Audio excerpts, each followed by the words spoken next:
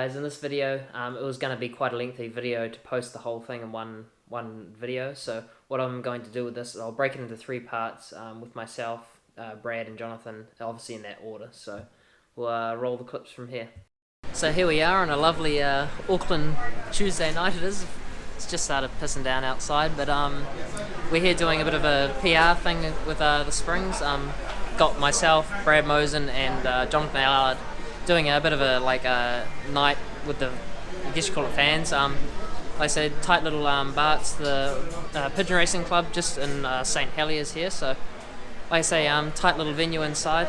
Let's give it a bit of a look, but it's a bit loud in there just at the moment, so it's kind of hard to get stuff across, but yeah, I'll do a little bit of the stuff through the night. It's kind of going to be a bit of a panel type thing, which is hosted by Graham Standring, so it's good thing with Graham is former racer, so really knows his stuff and knows quite a lot about the sport, and also kind of myself, Brad and Jonathan, so should be a good night. And like I say, yeah, obviously he had a competition to win some tickets through the Western Springs Facebook page, so got some invite guests here, which I believe they're going to be doing these once a month, so if you keep an eye on their Facebook page, I'm sure I'll probably repost a bit about this and go from there. Hopefully it's a good night. Before we get underway with all this, actually we were at the Speedway New Zealand Awards 2 weeks ago, and firstly Jonathan won the Sprint Car Driver of the Year, which was pretty outstanding, and that was based on his season performance, which was huge. But also there were a couple of other awards that, and tonight we've got some of the guys here, probably didn't even know about it, but they were recognised as the volunteer work for Speedway, and so I'd like to call up Mike Munns first. His part of Speedway is the lap scoring. Mike, congratulations, and yeah, is there something? Yeah, that's right here. Right here.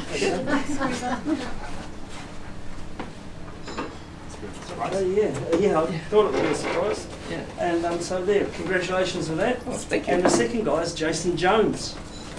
Jason? That'll be you, yeah. Tonight's a bit of a question and answer thing, and so we want to get out of the situation. We've got the second microphone. We want to get out of the situation of just talking about speedway racing and things like that. And so I've already primed these guys to talk a little bit more in depth and about things, and no one here is going to tell anybody else what they say, so they can be honest, if that's not too hard. Now I'm going to go on to you now, Peter. 28 years old. Looks about 15. Still. So yeah, still. You started dirt track racing, I presume that was at Merry, was it? Yeah, so it was both at Merry, Waihi Beach and Waiuku. So how did that eventuate? I mean, 12-year-old kid just doesn't turn up with a car and go dirt track racing. Did you get what sort of support, and where was that coming from? So my parents kind of did that as a hobby. They obviously own their own business, so they're forever slogging their asses off trying to get that off the ground, probably through their, I guess, prime of what you want to call a sporting career. So they started late, obviously, and as they were kind of getting through it all, I was obviously being dragged there every Saturday and Sunday and down at the workshop, every night in between. And yeah, obviously my time came when I was old enough and was allowed to kind of step in and have a go, and Dad put a car together for me. I should say help me put a car together. Yeah. And yeah, like I said, it all rolled on from there. Just had so many great moments. Just kind of going through all that dirt track stuff. I guess it's kind of frowned upon. Well, not frowned upon, but it's looked down on through all the different kind of various motorsports. It's probably one of the the lowest, I'd say. In terms of grassroots motorsport. But everyone's got to start somewhere, and that kind of, just like Brad was saying, it lit a fire under me. You kind of get a sniff of success there, and you move on to the next thing and the next thing, and I guess that's probably going with this next one. I'm gonna stop you there, because the next thing was really quite different again. It was mini stocks.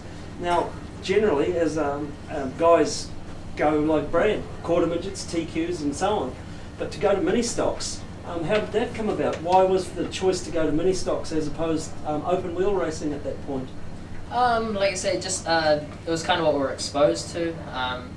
At the time, money wasn't there to kind of just go out and really splash out and do it big. So Like we paid absolute bottom dollar for, I'll be honest, an absolute shitbox the first year we raced, and really battled with it. But one thing it taught me, and it's something my dad always drummed into me, is like do the best and get 110% out of something that's 80, and once you've proved that, we can go forward from there. And it's something we've gone through all the stages, and like I was just saying, you get to the next, we kind of did a lot with the dirt track stuff and kind of got to the peak of that, and then obviously moved to the mini stocks and kind of reached the peak. We were one of the dominant cars in the North Island, and it was one of those. So they have what they call the Tubby Norris Memorial every year. It's the mini stock national championship, without calling it a national championship for Speedway New Zealand and legal reasons. Yeah. But they get something like 250 to 300 cars, and it's I think it's 10 groups of 30 cars to qualify for one main group, and we did that in my final year and finished third in that out of 300 odd cars. So to put in perspective, it's probably not heard of in the open wheel side of how big that meeting is, but if you placed in that, I can tell you right now, the guys that have won it or podiumed in it have all won national championships in their respective classes. Okay. Now, at 17 years of age, you went midget car racing. Now, just again, that's a huge step. That's you've gone from racing kids of your own age and then you're in with men in the midget cars. Your mini stock, I'm going to presume, was probably 80 horsepower at best. Oh, that'd be a stretch. I think it was 67 was the dyno sheet. So. 67 horsepower, probably weighed about 350 or 450,000 kilos. Keep going up, 500 kilos perhaps? 650. 650 kilos. You get into a midget car that develops around 350 horsepower, weighs 410 kilos, at 17 years of age.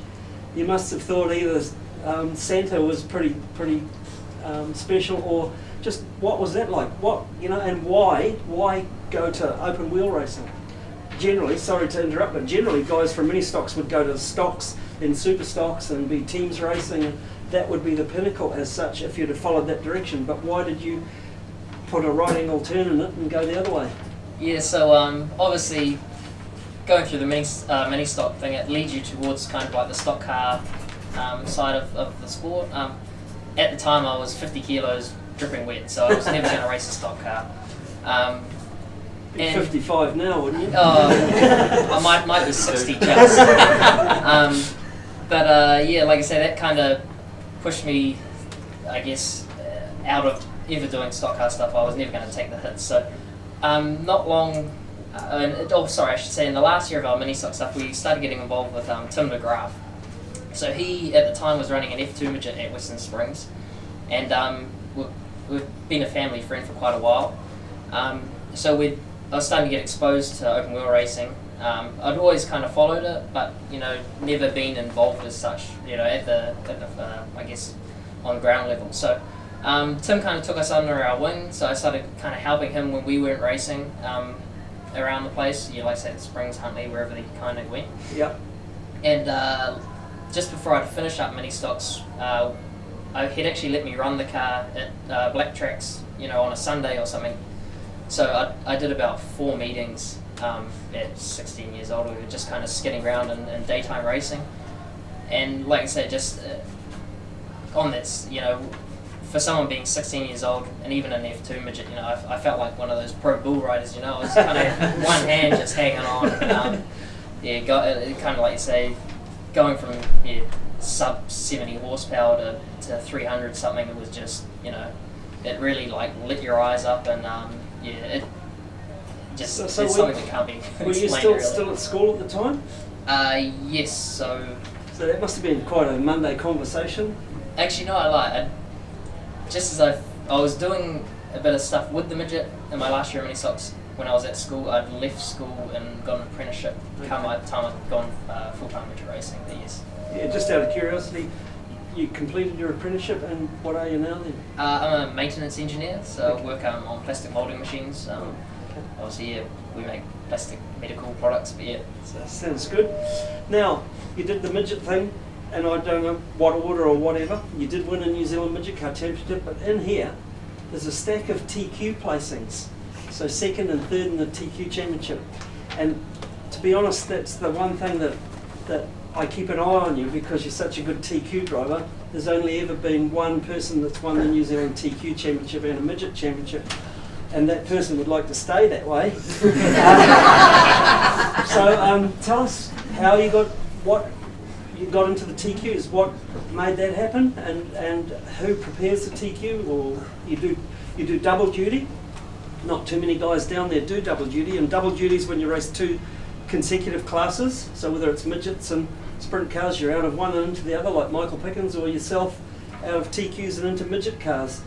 Tell us how you made that TQ connection, and then how you put the 2 packages together. So I felt like I was really, really close to winning the TQ title this year, so yeah. That one kind of slipped away. So that would have put the 3, 2, and a 1. But Did you have a hand injury or something? Yeah, so I actually broke my thumb in that accident. A week before, wasn't it? No, it was in that race in the feature. Okay. In collision with Jeremy Webb, so yeah. It happens. But anyway, like I say, so I guess I did a bit unconventional, where I went midget racing out of youth class, which traditionally you kind of do what Brad had done, which is you leave your youth class, go to a TQ, kind of learn the ropes of adult class racing there, and then progress to the midget class, which is kind of the mecca, you know. Yeah. And I've obviously done the opposite, where I got on the midget and done, I think it was 5 years of midget racing, and by then I'd been kicking around with Gary Harris quite a lot. I'd known them for quite a long time. The first car I actually ran was a Harris chassis, so he helped me quite a lot with that, and actually just teaching me the craft of midget racing. I do a lot of it myself, and kind of learned to crew chief myself as well. So, like you'd know, Gary's kind of like, you know, someone who will always answer a question, yep, no matter, you know, what you ask me, and he will always answer it with an explanation, not just yes, no, or that's what you need to do. So, he's kind of become a bit of a speedway father figure to me, and just hanging around him, the chat had always kind of come around where the TQ class is a very light car. So the minimum weight is 260 kilos. Just is for the car only, without the driver, isn't it? Yes, it's car only. That was at the time, and I always said to Gary, I said, oh, you need to take this to the next level. You know, you need a jockey driver. You know, and I was always standing with my hand up as I said that. So, and like I say, it took a bit of hounding on him. I always kept just nibbling at his ear, and I guess at the tail end of one of the years, just did a couple of meetings down at Miani, just here and there, and like I say, just really enjoyed it. And Gary's just got such a relaxed attitude about everything, and so mellow, so it was always enjoyable doing that stuff, and kind of it just snowballed from there to, we might put a car together and do a little bit through the season. The first year we put a car together to just I think we were planning to do about 10 meetings. I think we got 3NZ that year, and like we did one meeting in Boxing Day, and then went to Nelson and got 3NZ for the next meeting. So that was kind of like, wow, you know, we kind of sit quite high in this pecking order, and it just, like I said, it snowballed from there. We'll do 10 meetings to, might as well do this. The car's there, so I might as well do the whole season. And like I say, that's me pretty much every night now. Is both cars every night. I'm so super grateful for the Harris team, Ross and Gina. So Gina's obviously Gary's daughter, who builds the engines in their shop, which is, you talk about a female in motorsport. She's not just a female driver in motorsport, she's actually an engine builder, you know, which is very just uncommon in the trade itself. And then like they take care of that for the most part. Like, you know, I can turn up once, twice a week and help with the maintenance and washing, but like I say, in terms of getting to the track and the, I guess, the coordinating of the whole thing, they kind of take care of that, which leaves me to run my midget myself with a few of my crew guys, and Okay. Just to fill in the gap, when Peter mentioned Jeremy Webb's won the TQ Championship an unprecedented 4 years in a row. So he won the New Zealand TQ Driver of the Year this year. You were nominated for it, but he won it, so let's hope he keeps going well. Now, just it seems strange that a guy with so much talent has been a champion, midget car champion. That was a fairly unusual race, but you're the midget car champion. And it seems like I say an outsider's perspective, which is which is how I view it. I view all the drivers and I try and work out what they're thinking and what they're there and all the rest of it. And I can see the energy and the talent and stuff, but it just would appear that your midget program's not quite as good as it could be. Would that be the case? Yeah, I think that like a big part comes down to is like I touched on it earlier. You know, when you use the term, we're not made of money. I obviously work for wages. I don't have a big business myself. I'm lucky that my parents self-employed and have a business which helps with it all. But you know, what it comes down to is I'd love to spend more money on all these things, but you know, I also own a house and you know, I've got life which I need to live and food which I need to eat each week. So. That sounds very unspeedway-like. Oh, I know. Yeah, 2-minute noodles, you know, get you so far, but you know, yeah. So and that's the tough part about it is a lot of the decisions are made based on money. I hate to harp on about money, but like you know, for championship events, we'll always do our best to say, for example, I will allocate as many tyres as I can. So I will have a new tyre on it for every night. That for the big championship nights, but the tough part we do face is when it comes to the in-between nights when it's kind of, you call it the local show, we potentially sometimes don't allocate tyres or stuff as such for just, you know, and that's where the budget thing obviously comes into it. So it's, I'm not saying I'm poor and I can't afford it and I haven't got the stuff when I need it, but it's we have to really stretch the pennies and pick when we want to kind of excel, and that's where it becomes tough as we tend to, you know, try and invest more where it matters, which obviously, like I say, championship events like such. So when you come to week meetings, you know, running on the smell of an oily rag's not the right term, you know, because we aren't the most certainly better than that. Yes. Yeah, we're not the most underfunded team in the pit lane, but yeah, like I say, you know, I guess I call it a dad and lad team. You know, it's me and my dad, obviously the team, and it's become a bit of a trend now. Well, you know, in New Zealand we've got the super teams, you know, and we're lucky to have car owners like that to actually keep the sport. You know, such like Wayne and Seaman have come through, and BSL and HLR, which obviously lift the game, which is, you know, you're not bringing them down, but it makes it hard for the ones young that are coming through and trying to do it as a dad and lad, but it also sets like an aspiration to show what you can do with what you've got, to I guess present yourself for those guys, because like kind of what Barry was just saying, you know, everyone would love to drive for either Seaman or BSL or Wayne or HLI, you know, they're the ones that kind of everyone strives to drive for, so it's kind of they set the goal, put it that way. Yeah. Okay, well, yeah, last night I was so excited about interviewing you guys. You know, it sounds hard to believe, but I woke up at 3 in the morning. I had all the questions worked out. I knew exactly that how I was going to do it and stuff. And I burst out of bed in the morning and I rang John McCullum and said, "I've got it sorted. This is what we're going to do." Do you guys think about that when you race? Do you get how much of your mind does it consume through a season? That's a tough one, isn't it? Personally, myself, it consumes me. Like, I think I wake up in the morning to go to work, to think, yep, I get through my 8 hours, get paid, then I can go from there go work on the car, spend the money I've earned all week. Yeah, we're going racing on the weekend. That's, you know, that's you. You know, to me, that's just Speedway's become a lifestyle. You know, and people go, "Oh, you know, what do you do on your off weekends?" It's like, "Oh, I rebuild the car to go racing."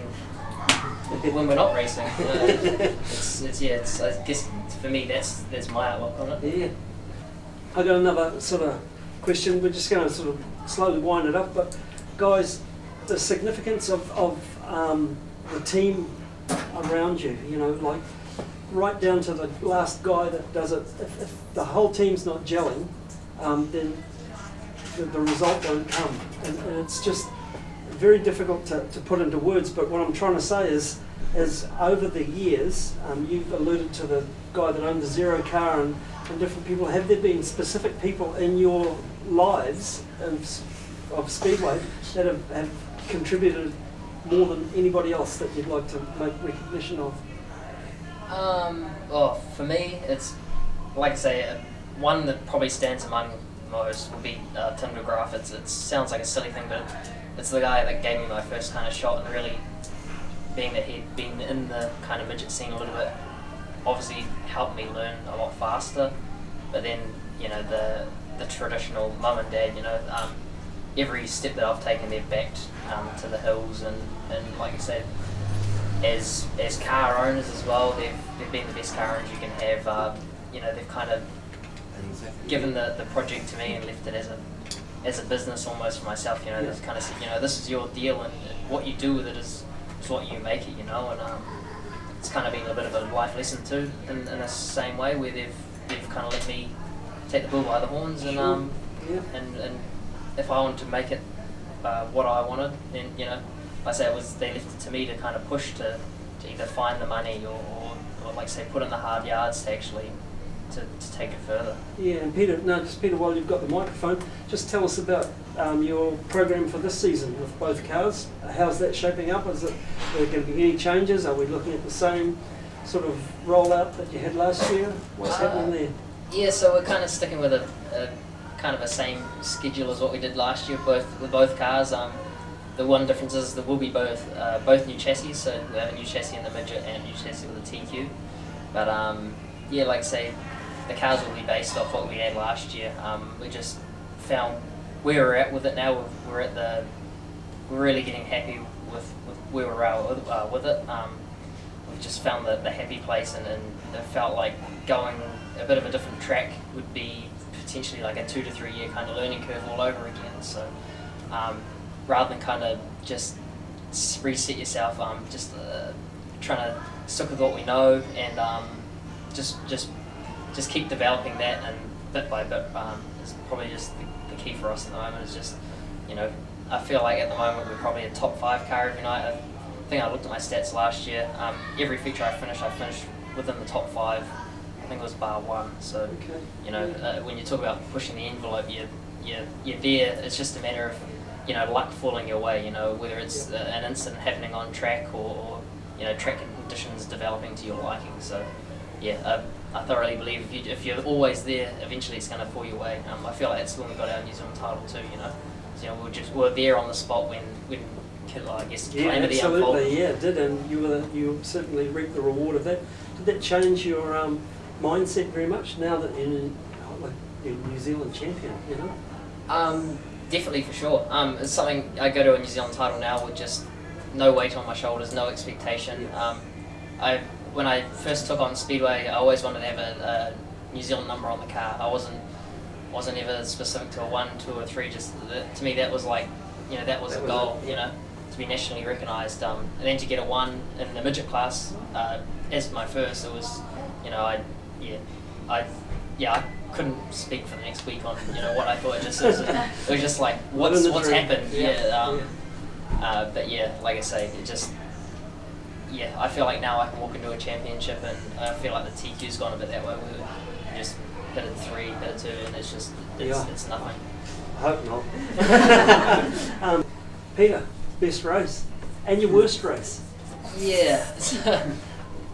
We'll probably start off with the worst ones. I went for a patch, I don't know what it was, Bay Park seemed to just be a bogey track for me. I think every time I went there, like, ended up in the bin. It just had a bad run, never got the place figured out. But yeah, going to the best race, obviously, it was our obviously New Zealand midget title win. We'd had a hell of a year. Just it had been as bad as it could be, you know, from day dot. It started off with, I think we had like a 30-day ban from Speedway New Zealand for getting a bit vocal. So that set us back from opening night. Never had one of those. Yeah. So I'm just trying to follow your footsteps. But yeah, like I say, it started there. I think we missed opening night because of that. So we also missed practices because we were off the ban. So went to a track to just do some practice laps and tipped the car over at that. Made a mess of it. So we hadn't even got the season started, and I'd wrecked a car. So come opening, I shouldn't say opening night. It was the first night for us. Kind of just got into the swing of things, and just having one of those years where if there was a shit fest, we were in it. You know, and we were the epicenter. So yeah, it then come to a peak. I think it got to about international series. well, it goes back to my boys' track, Bay Park. So Jerry Coons Jr. was tracking down the back straightaway and had the front end just clean snap in half in front of me. And as that dropped out, he turned right, and I ended up at warp speed at end of the straightaway at Bay Park. You know, probably the fastest track in New Zealand. Going back of the cage first into the wall, and actually fractured my knee, so I was hobbling around for the next 6 months. So, like, you know, for me, on top of that, literally broke my knee, could barely walk. And so, again, part of that, that was car number 2, we're destroyed for the year. All was well, we, you know, did what we could. We got the car going, obviously through International Series, so it was late night, so I think we finished the car at 4 in the morning, and crushing the man over here was back at the workshop. It was 7 o'clock, I think he drove home and came back. It was about an hour home and back for him, so I don't know what he did when he got home. But like I say, you know, looked at his watch and thought, geez, I better get back there. Yeah, exactly. Maybe got to change of clothes or something. But yeah, like I say, we're back for the next night of the Springs again, and I think it just touches on what Jonathan's just said, is, you know, the guys that are behind you are the team. You know, everyone sees the car and driver on the track, and no one sees the 5, 10, 15 guys behind the scenes. You know, sometimes it's not just the pit crew on the night; it's the guys that, you know, stop in at the workshop, and they might bring you, you know, some food or something. Just, you know, there's so much things to keep the wheels turning. But like I say, back to the year we were having. One of the races just before, it was the week before the Nationals, I believe. It was Greg put on, was called the Eliminator. It was a race based in like a 2 to 5 lap stints. And they dropped the guys off the back each time? Yeah. So it was high intensity, short periods. And yeah. So yeah, we ended up in another incident which actually again destroyed another car. So like I said, that was car number 3. Like, we were just, you know, dragging ass, in all fairness. We were down and out. You know, we're talking about, you know, national. We'll get through the Nationals and see where we are, because, you know, we're running it rough here. We just need to take a break, and we're thinking of maybe packing it in. And like I say, rolled up fresh. Well, we didn't roll up very fresh because we were broken from building another car again. And actually, so in between that, I think it was Wednesday or Thursday, we'd again got to Paddy Tonga to test the car that we'd rebuilt, just to shake it down, because like I said, the last thing I wanted to do was go to a Nationals and do the first heat and have something, you know, a battery cable fall off, or just something minor to ruin the whole championship. And we actually had the tow car blow up at the top of the Bombay's hill. So, like I say, to add insult to injury, was, you know, was another thing. You know, like, if we'd, you know, broke a mirror, saw a black cat, I think we'd had it all. You know, I think we'd run out of bad luck at that point. You know, and like I say, you know, we're sitting come out to the Nationals weekend, and I think Friday night I'd spent up all night on the shock dyno, just going back through shocks again. You know, again, like I was saying, you know, destroying a car, there's so many bits you can get the car going with, you know, using your spares, but then you also have to replenish your spares. And I think I finished on the shock dyno at something like 2 in the morning on Friday night to race Saturday, you know, at 5 o'clock in the afternoon and start racing. And like I say, just whatever it was that night, you know, whatever bad luck we'd burnt out, I think we just run out of bad luck. So you won the championship. What grid did you start out of? Do you remember? I think it was like grid 12 or something. Yeah, that's right.